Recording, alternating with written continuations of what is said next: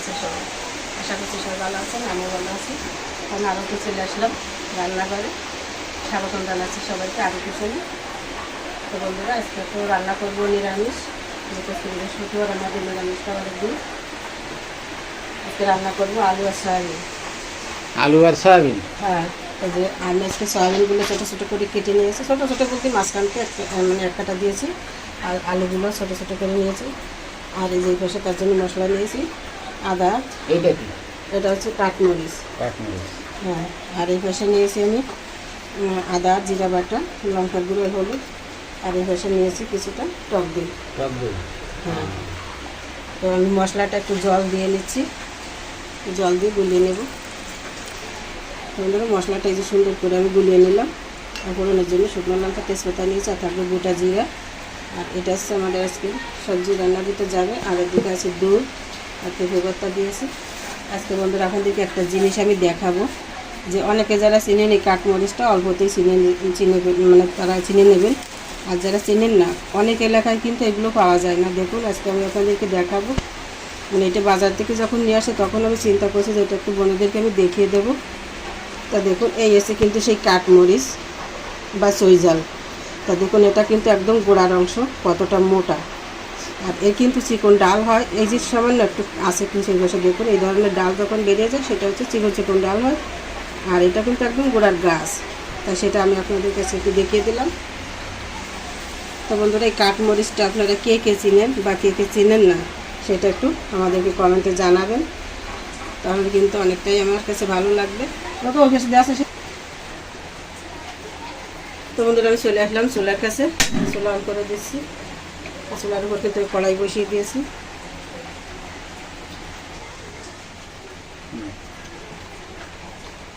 তো চুলাটা জ্বালিয়ে দিলাম, কড়াইও গরম হয়ে গেছে। এখন দিয়ে দিচ্ছি কড়াইতে আমি তেল।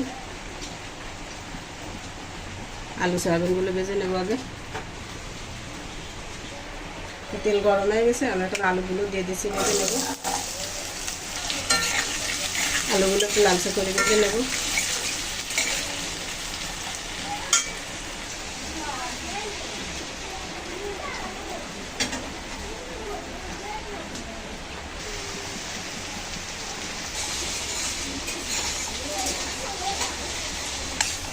আলুগুলো তো একদম লাল করে ভেজে নিলাম। এখন সয়াবিন দিয়ে দিচ্ছি, আমি একসাথে ভেজে নেব।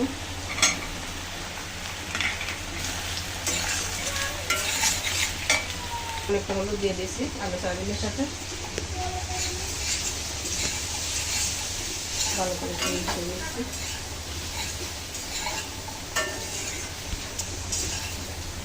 কি কত সময় লাগবে? এই মাত্র শুরু করলাম, বলে কি কতক্ষণ লাগবে।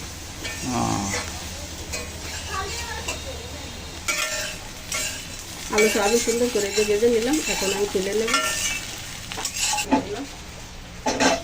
হয়নি কিছু, খুলতেছি রাতে, তাই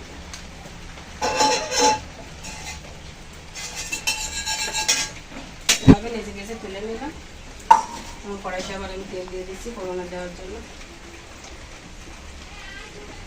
ফোড়নের জন্য পরিমাণ মতো তেল নিয়ে নিলাম। তেলটা গরম হয়ে গেলে ফোড়নে দিয়ে দেবো। তেল সুন্দর গরম হয়ে গেছে। এখন আমি ফোড়নে দিয়ে দিচ্ছি শুকনো লঙ্কা, তেজপাতা, দিচ্ছি গোটা জিরা, দিচ্ছি কাঠমরিচ, দিচ্ছি সামান্য গোটা গরম মশলা, সামান্য একটু হলুদ দিয়ে দিলাম। এখন দিয়ে দিচ্ছি গুলে রাখা মশলা। মশলাটা আমি ভালো করে কষিয়ে নেব। মশলাটা কিন্তু আমি হালকা একটু কষিয়ে নিলাম। দেখুন, মশলা থেকে তেল ছেড়ে এসেছে। এখন এই মশলার বাটিতেই কিন্তু আমি টক দই নিয়েছি, প্রায় 2 চামচের মতো দিয়ে দিলাম। টক দইটা দিয়ে সুন্দর করে আবার কষিয়ে নেব। দিচ্ছি 1 চামচ টক দই,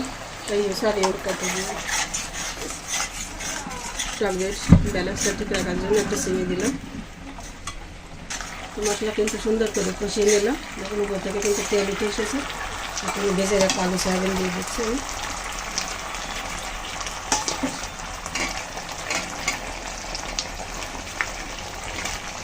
সয়াবিন আবার সুন্দর করে একটু কষিয়ে নেব।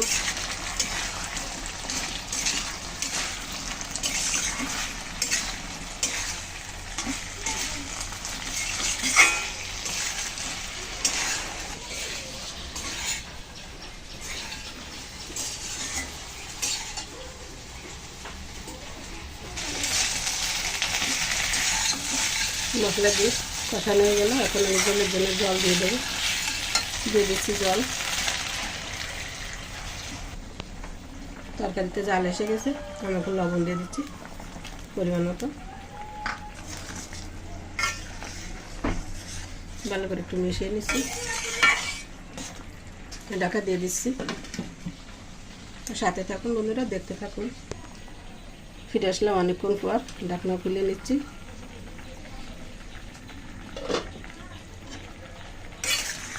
রান্না কিন্তু হয়ে গেছে বন্ধুরা, দেখুন তরকারি চলে গেছে।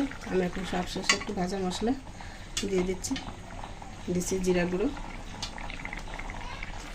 দিচ্ছি হাফ চামচ গরম মশলা। তোমরা এটা কিন্তু ভেজে রাখা না, এটা হচ্ছে প্যাকেটের মশলা। এখন ভালো করে একটু মিশিয়ে তরকারিটা নামিয়ে নেব। রান্না শেষ? আর রান্না হয়ে গেছে, এখন আমি নামিয়ে নেব। সুন্দর করে মিশিয়ে নিলাম সব কিছু, চুলাও বন্ধ করে দিলাম। তো তরকারিটা এখন নামিয়ে নিচ্ছি। রান্না তো হয়ে গেল, আলু সয়াবিন এই যে নামিয়ে নিলাম। কেমন লাগলো আপনাদের কাছে দেখতে কমেন্টে জানাবেন। আর এইভাবে সাথে থাকবেন, আমাদের নিত্য নতুন এই ভিডিওগুলো দেখতে থাকবেন। তো বন্ধুরা সবাইকে অসংখ্য ধন্যবাদ, নমস্কার জানাচ্ছি আজকের মতো। সবাইকে টাটা।